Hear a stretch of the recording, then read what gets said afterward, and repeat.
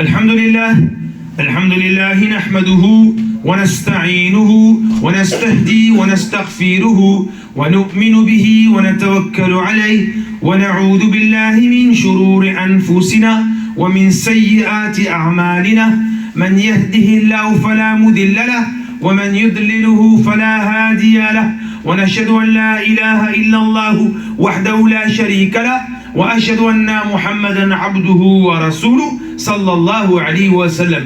Communauté musulmane, la khutba du Jumu'ah d'aujourd'hui, elle est capitale, vitale, primordiale. Le thème de cette khutba, c'est soit les mosquées engagées ou soit les mosquées monastères. Oui mes chers frères, oui mes chères sœurs, il y a aujourd'hui des centres commerciaux, il y a des centres de loisirs, il y a des centres sportifs, il y a des centres universitaires, il y a des centres de secours, il y a des centres de soins. Mais où est le centre de l'islam? Oui, dans un centre commercial, tu trouves toutes sortes de commerces. Dans un centre de secours, tu as toutes sortes de secours. Dans un centre universitaire, tu as toutes sortes d'études. Dans un centre hospitalier, tu as toutes sortes de médecins. Mais mes chers frères, dans la mosquée, où est la Ummah? C'est toujours les mêmes. Où sont les jeunes? Où sont les femmes? Où sont ceux qui sont adultes et qui restent dehors? Où sont ceux qui vendent du chocolat dans les cités? Où sont les adolescents? Il n'y a rien. Quand on construit une mosquée, avec le CA et l'AG, on se réunit tous, plan d'architecte. Qu'est-ce qu'on fait? Grande salle pour les hommes, petite salle pour les femmes, grand bureau pour le directeur, rien pour les adolescents. Voilà. Les mosquées ne répondent pas aux demandes de la communauté musulmane. Les mosquées ne répondent pas aux demandes des fidèles. Les mosquées ne répondent pas aux demandes des femmes. Les mosquées ne répondent pas aux demandes des adolescents. Oui mes chers frères, on n'a pas compris le but de la mosquée. On pense que la mosquée c'est pour ceux qui prient. Non, les mosquées ne sont pas des monastères. Parce que si on pense que la mosquée c'est pour ceux qui prient, alors la majorité du monde musulman ne prie pas. Nous sommes minoritaires. Oui, la majorité du monde musulman n'est pas à la mosquée. Elle est en dehors de la mosquée. Savez-vous qu'il y a 50 ans de cela, eh bien 85% du monde musulman ne priait pas. On était au port de l'apostasie. Dieu merci des conférenciers, des savants, des prédicateurs, les gens de Dawa. Tout le monde est venu. Pourquoi? Pour motiver cette communauté à revenir. Maintenant, comme il y a des centres commerciaux et dedans on trouve de la vie, et pourquoi dans les mosquées il n'y a pas la vie? Regardez cet exemple. Vous allez à Paris, dans la capitale, et vous prenez un café dans un bar. Le moins cher, il coûte 1,50 à Belleville. Vous prenez un café au Champs-Élysées, au Fouquet, il coûte 8 €. Waouh! En vérité, pourquoi les gens vont dans un bar, un café, et ils consomment un café et ils restent 2-3 heures? Alors qu'en vérité, si tu vas à Carrefour, tu achètes un pack café de 250 grammes, carte noire, moulu. Et avec 250 grammes, tu fais quoi? 40 tasses. La tasse revient à 7 centimes. Et regardez bien, pourquoi tu ne bois pas une tasse chez toi de carte noire à 7 centimes et tu vas la boire dans un bar et un café? Parce que dans le bar, il y a la vie. Et dans la mosquée, il y a la mort. Les gens ne supportent plus les mosquées. On fait la prière et on s'en va. Après la prière quotidienne, je termine même pas mon dhikr. Je ne fais même pas les doigts parce que je n'ai pas besoin de Dieu et je sors de la mosquée. Oui, les mosquées sont mortes. En semaine, il n'y a personne. Vous allez me dire, Faisal, on travaille. Ben, si on travaille, alors on ferme Belle Épine, on ferme Auchan, on ferme Vélizy, on ferme les 4 temps, on ferme Saint-Mich. Ben, on ferme tous les magasins alors. Ben oui, non, en vérité, Renault et Peugeot, ils ont compris que les usines maintenant, c'est en 3-8, 24/24. Et les mosquées, ça doit être comme ça. Elles doivent être ouvertes du matin jusqu'au soir. Mais non, la mosquée, elle ouvre 5 minutes avant le matin, elle ferme 10 minutes après la prière de soupe. Et c'est pareil. Comment vous voulez que la Oumma vienne? On limite seulement aux fidèles qui prient. Et ceux qui ne prient pas, ben, il n'y a pas de place parce que les mosquées sont fermées. Oui, je m'en rappelle, il y a une vingtaine d'années ou 25 ans, il y avait un ancien ministre en France. Il s'appelait Charles Pasqua. Il a été interrogé, j'ai écouté cette émission dans une radio. On l'a interrogé, on lui a dit « Qu'est-ce que vous pensez des mosquées de France ?» Vous savez qu'est-ce qu'il a dit? Il a dit « On devrait fermer les mosquées en France toute la semaine, sauf le vendredi. » Étonné le chroniqueur. Et pourquoi donc? Il dit « Parce que toute la semaine, les mosquées sont fermées. » Alors, il a raison ou il a tort? Bien sûr qu'il a raison. Mais on ne l'accepte pas. C'est une vérité, les mosquées sont vides toute la semaine. Il faut attendre peut-être un conférencier. Comment vous voulez que la communauté musulmane vienne dans les mosquées? Ce sont les centres de vie. Alors, on va donner quelques chiffres. Le prophète sallallahu alayhi wa sallam, il rentre après 14 jours de voyage. Écoutez bien, 552 km à dos de chameau dans le désert. il arrive à Quba, 3 km de Médine. Il s'installe, il reste 3 jours, lundi, mardi, mercredi. Et il construit la mosquée de Quba, 100 coudées sur 100 coudées, sur 3 coudées de profondeur. Vendredi matin, il part à Médine. Il arrive dans un jardin appartenant à 2 orphelins, Sahel Souhail, qui le donne gracieusement pour Dieu, et va construire la plus grande mosquée de l'islam de l'époque. À la fin de sa vie, le prophète, alayhi salatu wassalam, la mosquée fera 805 mètres carrés. En l'an, écoutez bien, 2 de l'Hégire, le prophète va instituer l'Éden, avec un rajout. Pour ceux qui boivent de l'alcool, Surat Nisa, verset 43, chapitre 4, les femmes, oui, et que ceux qui sont ivres ne s'approchent pas de la prière. C'était dans l'Éden. En l'an 7 de l'Hégire, le prophète va instituer quoi? Le quoi? La chair, ce qu'on appelle quoi? Le mimbar. Vous allez voir en 83 de l'Hégire, bien après la mort du prophète, alayhi salatu wassalam, Walid ibn Abdel Malik va construire des alcools, ce qu'on appelle les niches. En 85, son fils, qui sera calife, va construire quoi? Des madhanas, ce qu'on appelle les minaras, ce qu'on appelle les minarets, copiés sur les clochers des églises syriaques. Voilà, la mosquée va évoluer. Mais qu'est-ce qu'il y aura dans les mosquées? Alors, ce grand savant qui s'appelle Ibn Jubayr, du 7e siècle, 1143, qu'est-ce qu'il dit dans son livre Tadkir bil Akhbar? Il dit que la mosquée Omeyyade de Damas, du calife Walid I, c'était quoi? Un lieu de restauration, un lieu de copie de livres, un lieu de délassement, un lieu de rencontre, un lieu de rendez-vous, un lieu de savoir. Ça, c'était la mosquée à l'époque. Imaginez-vous, c'était un hôpital. La mosquée Omeyyade écoute, 1143, elle était plus vivante qu'aujourd'hui. Aujourd'hui, nos mosquées, il y a la prière. À part la prière, il n'y a rien d'autre. C'est pour ça qu'elle n'attire plus les gens. Elle n'attire plus la communauté, seulement celui qui prie. Et celui qui ne prie pas, ben, il n'y aura rien pour toi. Il est temps de changer. Il est temps de faire des mosquées qui sont vivantes, qui sont animées et qui attirent toute la communauté musulmane. Celui qui prie comme celui qui ne prie pas. On va donner quelques chiffres. Regardez bien. Le nombre de mosquées dans le monde aujourd'hui, en janvier 2020, est de 3 850 000 mosquées. Vous prenez l'Indonésie, exactement, et il y a 1 million de mosquées. 5 millions de savants, 4 millions de madrasa, 15 millions de Hafid Qur'an. Quand je me suis assis avec les gens de l'Indonésie, j'ai dit comment vous avez fait pour arriver à cela? Il m'a dit parce qu'en Indonésie, on a des mosquées ouvertes 24 heures sur 24. Vous allez à Kuala Lumpur, en Malaisie, il y a une mosquée qui s'appelle la mosquée Abdurrahman. Cette mosquée-là, elle est unique au monde. C'est une mosquée qui s'est associée avec les étudiants de l'université de médecine de Kuala Lumpur, avec l'OMS, l'Organisation mondiale de la santé, qui lutte contre la toxicomanie. C'est une mosquée qui lutte contre la toxicomanie. C'est magnifique. Vous allez à Manchester, à Sheffield, je suis parti plusieurs fois en Angleterre. Vous avez une mosquée, vous savez comment ils l'ont construit? Mosquée avec salle de boxe.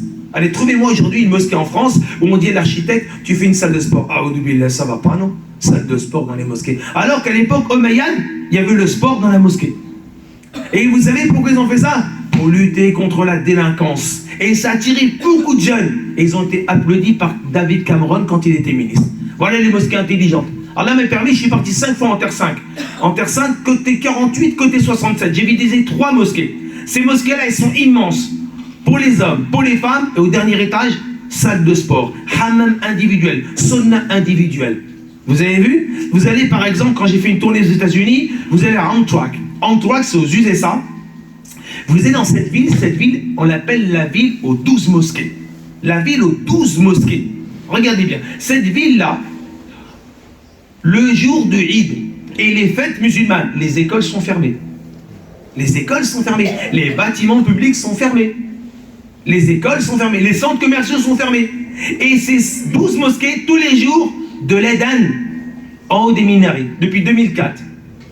Mais comment ça se fait qu'ils sont arrivés là? Tout simple. Au conseil municipal, la majorité sont des musulmans. Et nous, depuis 50 ans, on entend des fatwas de 5200 km. Ah, c'est péché, il ne faut pas voter, c'est haram. C'est pour ça qu'on a 100 ans de retard vis-à-vis de l'Angleterre. 100 ans de retard vis-à-vis de l'Angleterre. Parce qu'il ne fallait pas voter. Voilà, toujours derrière lobotomisé. Vous voyez, vous avez vu, vous avez à Dinaret aux États-Unis, il y a une mosquée avec salle de sport, piscine, hammam, salle de congrès, bibliothèque. Vous vous rendez compte qu'à la mosquée Omeyyade, il y avait une bibliothèque. Trouvez-moi des mosquées, aujourd'hui il y a des bibliothèques. 2-3 Corans, Riyad Salihin. Ah, on a compris maintenant. Puisque quand on construit des mosquées, on ne fait pas des bibliothèques, ça veut dire quoi?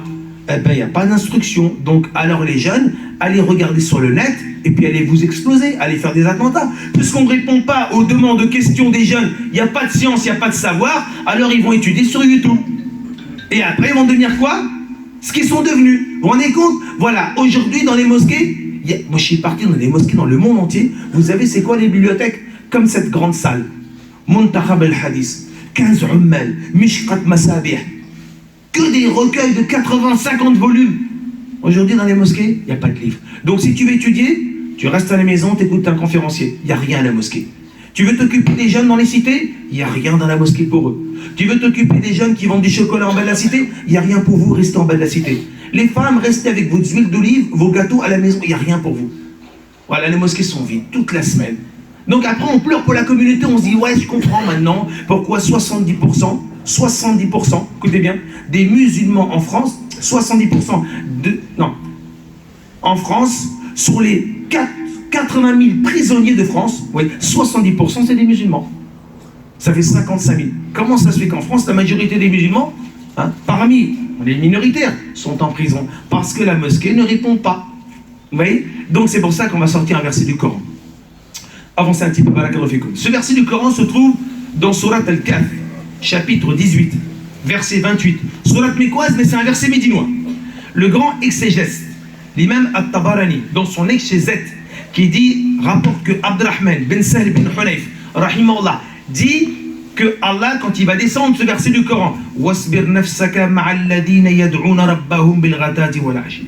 Dans le sens, Allah dit, au nom de Dieu, le tout clément, le tout miséricordieux, on loue Allah le plus grand, et on prie sur son âme le prophète Mohammed, paix et bénédiction de Dieu sur lui. Allah dit, patience, ou résigne-toi en compagnie de ceux qui évoquent leur Seigneur matin et soir. Quand le prophète va recevoir ce verset du Coran, il va sortir de chez lui. Il va aller à la mosquée, à la rencontre de ces personnes concernées dans ce verset. Et il va rencontrer au fond de la mosquée des gens maigres, qui n'avaient qu'un seul vêtement, tête nue. Il s'approche d'eux, il dit, Alhamdulillah, louange à Allah. Louange à Allah, qui a fait des gens de ma communauté tels que vous. Alhamdulillah, louange à Allah, qui m'a recommandé de patienter avec ma communauté avant que je quitte ce monde. Alhamdulillah, louange à Allah, vivant et mort, je serai toujours avec vous. Les compagnons ont pleuré, ils ont dit, ô messager de Dieu, vivant et mort, on sera toujours avec toi. Alors mes chers frères, il est temps de lever les manches. Il y a un proverbe pakistanais, vous savez ce qu'il dit? Écoutez bien, une femme engagée dans la religion vaut mieux que 100 conférenciers qui fassent un discours. Par contre, tu mets une femme qui s'engage pour l'islam, pour la communauté, pour la religion, pour les musulmans, c'est mieux que 100 conférenciers qui crachent du feu. Oui, c'est pour ça qu'il faut s'engager pour nos mosquées. C'était fini l'époque où on était des musulmans spectateurs, rentrant dans les mosquées et le monde est en train de sombrer, la communauté est en train de sombrer, on perd les hommes, on perd les femmes, alors que les centres commerciaux sont vivants, les centres de loisirs sont vivants, les centres universitaires sont vivants, les centres hospitaliers sont vivants, gorge de médecins, et les mosquées, elles ne sont pas vivantes. Il faut être dans un bar pour passer 2-3 heures sans se lasser, alors que dans une mosquée, il n'y a rien. Après la prière, chacun rentre chez soi. Les mosquées sont mortes, elles sont vides. Pourquoi? Parce qu'elles ne sont pas animées. Il est temps d'animer les mosquées, il est temps de mettre de la vie dans les mosquées. Alors, regardez bien, en France, la première mosquée a été construite quand? Tout le monde pense que c'est en 1926, c'est ça? Place Monge, la mosquée de Paris? Non, c'est pas du tout. La première mosquée, les gens pensent que celle qui a été construite en 1914, c'est ça? Au jardin tropical, à côté de la porte de Vincennes? Non, c'est pas du tout ça. Les gens pensent que la première mosquée a été construite en 1905 par les musulmans de l'île de Gujarat, de la Réunion? Non. La première mosquée a été construite par qui? Pierre d'Anglure. Pierre d'Anglure, c'est même pas un musulman. C'est le premier qui construit la première mosquée en France, c'est pas un musulman. Et lui, il est de Buzancy. Buzancy, c'est une ville dans les Champagnes-Ardenne, à 205 km de Massy. Il y a une ville, elle s'appelle Buzancy. Au milieu de la ville, il y a une grande rue. Vous savez comment elle s'appelle? Rue Mahomet. Masha'Allah. En 1145, la troisième croisade, Richard Cœur de Lion d'Angleterre, le roi de France, Philippe Auguste, aussi l'empereur germanique et le roi d'Italie, ils foncent tous où? Pour aller libérer quoi? Jérusalem. Ils veulent s'emparer de Jérusalem. Et là-bas se trouve qui? Le sultan Salahuddin Ayyubi. Ah oui, c'est pas un arabe, Salahuddin Ayyubi, c'est un kurde. Salahuddin Ayyubi qui est en Égypte, quand il apprend qu'ils arrivent, il arrive avec son armée. Personne ne va voler Jérusalem. Alors il va se passer des échauffourées. Et Pierre d'Anglure, lui, c'est un seigneur. C'est un sire. C'est un noble. Et il va partir aussi avec tous ces militaires. Et quand ils arrivent à Acre, je suis parti à ce port, le port de Acre, et j'ai fait une conférence dans cette mosquée. Ils arrivent là-bas, Et il va se passer une bataille contre les Sarrasins, ce qu'on appelle les musulmans. Et Pierre d'Anglure, il va tomber sur le champ de bataille très blessé. Il va être capturé par les musulmans et il va être ramené au sultan Salah ad-Din Ayyubi. Et Salah ad-Din Ayyubi, c'est un homme qui a une parole et il a un bon comportement. Il aura de l'égard vis-à-vis de cet homme-là. Alors il va le soigner lui-même et il va le faire prisonnier. Et ensuite, Pierre d'Anglure, il va dire, écoute, je suis prêt à libérer ma liberté pour une rançon. Et c'est comme ça que ça se passe. Salah ad-Din a dit, je suis d'accord. Où est ta rançon? Le problème, c'est que ma rançon, elle se trouve dans mon camp, avec les ennemis de l'islam. Eh bien, écoute-moi. Moi, je suis Salah ad-Din Ayyubi, j'ai une parole. Pars. Et la guerre est une ruse, hein. Il n'est pas obligé de revenir. Pars et ramène-moi ta rançon. Pierre d'Anglure, un homme de parole, il s'en va. Il pourrait se dire, ben c'est bon, je m'en vais, je ne paie rien du tout. Il a une parole. Il repart dans son camp, il ramène son palefrenier, il ramène 2 mulets et tout ce qu'il a comme bien. Et il revient en direction de Salah ad-Din Ayyubi. Il y a encore des échauffourées. Et il va perdre un œil contre les musulmans. Il va mettre son œil dans sa poche et il va arriver jusqu'à Salah ad-Din Ayyubi. Il va se mettre à genoux, il dit, tiens, tous mes trésors sont là, je demande ma liberté. Salah ad-Din Ayyubi va être très touché par cet homme-là. Il va dire, écoute Pierre d'Anglure, tu es quelqu'un qui a une parole et moi j'ai une parole. Alors je te libère et tu récupères toute ta rançon et en plus de cela, je te donne plein de cadeaux. Mais à une condition. Et quelle est cette condition? Tu retournes chez les Francs.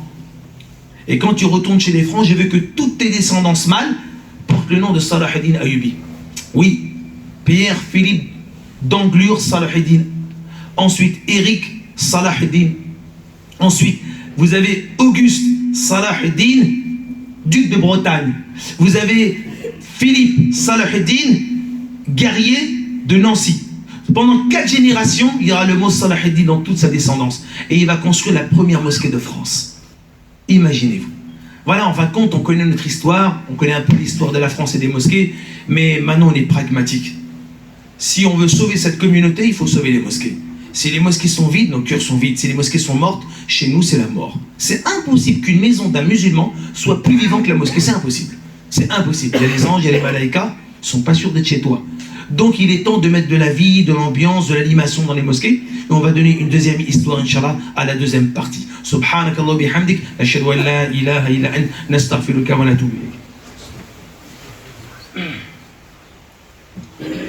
Bismillahirrahmanirrahim, alhamdulillahi nahmaduhu wa nusalli ala rasulil karim sallallahu alayhi wa sallam.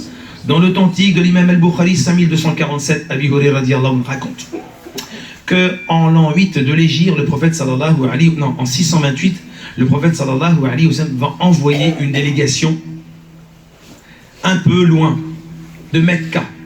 Et quand ils vont arriver dans un village, dans une tribu qui est à peu près à côté de Taïf, visiter quelques responsables. Et quand il va les envoyer, ces délégués, ces ambassadeurs avec des courriers vers un homme de la tribu de Yamama qui s'appelle Tufail. Et quand ils vont arriver là-bas, Tufail va voir ses ambassadeurs en colère, il va tous les tuer.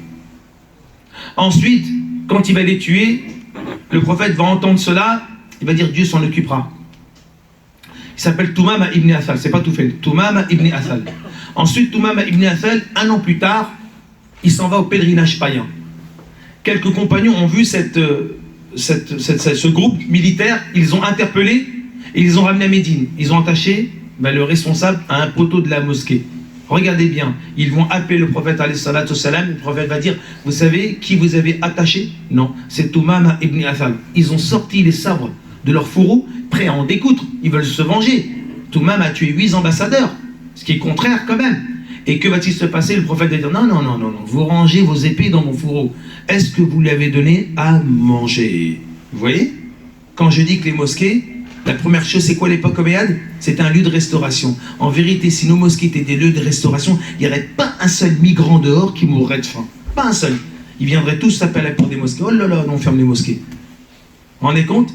Première chose, un ennemi de Dieu qui a tué 8 ambassadeurs, le prophète dit non, est-ce que vous lui avez donné à manger? Qu'en est-il pour un musulman qui vient depuis 20 ans à la mosquée? C'est pour ça que Dieu merci, tous les dimanches et le vendredi, mardi, on sert du thé et des gâteaux. Regardez bien après la prière de Sophie. Le prophète va avoir une de ses épouses, elle va lui donner du blé et du lait. Et le prophète va ramener du blé et du lait à Toumama ibn Athal. Il va lui parler. 1, il ne va pas le condamner. 2, il ne va pas le juger. 3, il ne va pas le critiquer. 4, il ne va pas sortir un verset du Coran et ni un hadith. Qu'est-ce qu'il va lui dire? Il va lui chanter. Écoutez bien. Le prophète va lui parler, il va dire, Toumama, qu'est-ce que Dieu pense de toi? Et tout le monde va dire, oh Mohammed, si tu me tues, tu auras du sang sur tes mains. Tu auras tué quelqu'un qui a tué quelqu'un. Si tu me libères, tu es un homme bon. Et si tu veux une raison, je paye. Le prophète ne va rien dire. Il va laisser 24 heures macérer dans la mosquée. C'est comme nos mamans, quand on était jeunes, elles mettaient des haricots blancs secs dans l'eau. On ne comprenait pas. Mais le lendemain matin, les haricots verts, les haricots blancs, ils ont gonflé. Alors c'est la même chose. Il va le laisser macérer dans la mosquée sans prier, sans qu'on lui parle, sans qu'on lui prêche. Il va regarder l'ambiance, la vie. Laisse une journée dans une mosquée quelqu'un, un non-musulman, il n'y a rien du tout. Il n'y a même pas un chat. Regardez, le deuxième jour, le prophète, il arrive. Écoutez bien. Il lui dit, qu'est-ce que tu penses de toi? Eh Mohammed, si tu me libères, t'es un homme bon, si tu veux une rançon, je la paye, et si tu me tues, tu as du sang sur tes mains. Le prophète le laisse un deuxième jour macérer dans la mosquée. Troisième jour, le prophète, il arrive, il y a une version 2 jours, une version 3 jours, le prophète, il arrive, il dit, qu'est-ce que tu penses de toi? La même chose. Si tu me libères, t'es un homme bon, et si tu veux une rançon, je paye. Et si tu veux une rançon, je paye. Le prophète va dire aux compagnons, libérez-le, c'est un homme libre. Ils ne vont pas comprendre. Il va partir, il va aller derrière la mosquée, il y a un arbre, à côté du cimetière El-Baqi, il y a un puits, il va se laver, il va revenir, il va dire au messager de Dieu, je témoigne qu'il n'a de Dieu qu'Allah et Mohammed est son messager de Dieu. Waouh! Et pourquoi tu t'es pas converti dans la mosquée? Parce que je ne voulais pas que les gens sachent que tu m'as influencé, mais c'est par ma propre personne. Quand j'ai vu la vie, j'ai embrassé l'islam. Et le prophète, et l'homme va dire quoi? Oh Mohammed, tu étais l'homme le plus détesté à mes yeux. Maintenant, à partir d'aujourd'hui, tu es l'homme le plus préféré à mes yeux. Avant, cette ville était la ville la plus détestée à mes yeux. Maintenant, c'est la ville la plus aimée à mes yeux. Cette religion était la religion la plus détestée à mes yeux. C'est la religion la plus aimée à mes yeux. Vous voyez? Il me reste encore 3-4 minutes, une belle histoire dans le recueil de l'imam Muslim. D'après Abi Hurayra radiallahu anhu, le prophète alayhi salat, on raconte, il était dans la mosquée et quand tout d'un coup, un bédouin, un arabe, il rentre dans la mosquée et il va abaisser sa braguette et il va uriner contre un mur. Donc on est tous d'accord que quelqu'un qui rentre dans une mosquée et qui urine, il n'a pas fait exprès. On est tous d'accord qu'il n'a pas fait exprès. Donc il ne savait pas. Donc il est ignorant, il ne sait pas. Donc la mosquée c'est pour tout le monde, hein, c'est pas pour les mouftis, c'est pour tout le monde. Alors l'homme il rentre et il urine, les compagnons prêts à en découdre. Ils courent derrière lui, pourquoi? Pour l'attraper, pour l'arrêter. Et le prophète va dire stop, laissez-le uriner tranquillement. Pourquoi? Toi par exemple, tu as ton enfant et tu prends l'autoroute avec ta femme et tes enfants et ton enfant il dit papa, j'ai envie d'uriner. Donc ça fait quoi? Ça fait une pression sur la vessie. Qu'est-ce que tu fais? Mon fils souffre, tu peux pas. T'aimes ton fils, tu veux pas qu'il souffre. Tu t'arrêtes, tu mets les warnings et tu dis vas-y, mon fils, tu peux uriner, va te soulager. Et le prophète, alayhi salatu wassalam, regardez bien, il a vu cet homme-là qui voulait se soulager parce qu'il ne pouvait pas se retenir. Il ne pouvait pas se retenir, il avait besoin d'uriner. Et les compagnons, qu'est-ce qu'ils ont pensé? Cet homme-là, il fait du mal à la maison d'Allah. Mais le prophète, qu'est-ce qu'il a pensé? Vous faites du mal à la créature d'Allah. Allez, c'est quoi le pire? Faire du mal à la maison d'Allah ou faire du mal à la créature d'Allah? Dans notre tête, en 2020, il ne faut pas faire du mal à la maison d'Allah, quitte à faire du mal aux créatures d'Allah. Mais il y a 14 siècles, le prophète dit aux compagnons, non, non, non, non, non. Vous pouvez faire du mal à la maison d'Allah, laissez-le uriner, mais vous ne faites pas du mal à la créature d'Allah. Ça, c'est le meilleur des hommes. C'est ça la sunna. C'est facile d'une barmer un khamisa. C'est ça la vraie sunna. Le comportement du messager de Dieu. Si on était comme ça, les gens embrasseraient l'islam tous les jours. Mais aujourd'hui, les gens ont peur de l'islam. Alors, les compagnons ne vont pas comprendre, c'est normal, c'est le coach, le prophète, c'est l'éducateur. Alors, que va-t-il se passer? Ils vont regarder le maître. Et le prophète, il va laisser cet homme-là uriner tranquillement. À la fin, le prophète, il y a deux versions authentiques. Le prophète va arriver, il a dit à ramener d'Elwa un jerrycan d'eau, ou une jatte d'eau, et ils vont nettoyer eux-mêmes l'urine qui est dans la mosquée. Et l'homme ne sera ni réprimandé, ni accusé, ni critiqué. En 2020, tu ramènes deux jeunes dans la mosquée. Hey, astaghfirullah, taisez-vous, faites du bruit. Plus jamais je rentre. Moi, je me rappelle en 83, je suis rentré au Maghreb. Je n'irai pas quel pays, dans un pays en Afrique du Nord. Je rentre, j'étais en Pantacourt en 83. Je priais pas à cette époque, je voulais voir c'était quoi une mosquée. Je rentre, 10 bonhommes me courent derrière. Aoudou billah, astaghfirullah. J'étais en Pantacourt. Dans mon cœur, je dis plus jamais je rentre en enfer. C'était l'enfer pour moi. Ils m'ont fait peur, je pensais qu'ils allaient m'assommer. Et c'est la même chose. Si nous, on fait peur aux gens, personne ne viendra. Donc c'est pour ça, mes chers frères, c'est très important. Le prophète, alayhi salatu, il s'approche de lui. Il lui dit, tu sais, il lui parle. Ici, c'est une mosquée. Il ne sort pas de verset du Coran, pas de hadith. C'est une mosquée, on adore Allah, on évoque Allah, on fait la prière. Elles ne sont pas faites pour cela. Vous savez ce que veut dire l'homme? Eh Mohammed, regardez, demande à Allah qu'il soit miséricordieux pour toi et moi, pas eux. Eux, c'est des méchants bonhommes. Ils voulaient me faire la peau. Et le prophète, qu'est-ce qu'il va dire? Tu ne peux pas restreindre quelque chose que Dieu a donné à l'humanité entière. Et le prophète va le laisser partir. C'est même pas lui qui va nettoyer. C'est ça la mosquée. Vous savez, je suis parti, il me reste 2 minutes, je suis parti dans un pays musulman. J'étais choqué.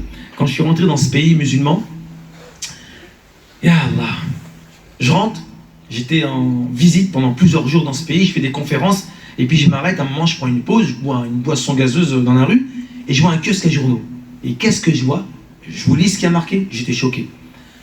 Un homme s'arrête sur la route et il avait besoin de se soulager. Donc il avait besoin d'uriner. Et il urine derrière le mur. Le mur, il ne sait pas que c'était le mur de la mosquée derrière. C'est à l'extérieur, c'est pas à l'intérieur. C'était dehors. Il y a même des chats et des chiens qui vont pipi sur les murs. On leur dit rien. Vous êtes d'accord avec moi? Donc l'homme, il ne savait pas, il a uriné. Les fidèles sortent de la prière du Maghreb et ils voient cet homme-là qui est en train d'uriner. Aoudou billah, on a fait la prière dans la maison d'Allah. Il a uriné derrière Astaf. Ils l'ont attrapé. Le mec, il est en panique. Ils l'ont entré dans la mosquée. Ils ont raconté ça à l'imam. Vous savez ce qu'ils ont fait? Oh là, j'étais choqué. Ils l'ont attrapé, ils ont abaissé son pantalon, ils ont pris une ficelle, et ils ont attaché la ficelle à ce que vous savez. Eh mes frères, c'est grave ou c'est pas grave? Voilà les mosquées en 2018 quand je suis parti dans ce pays.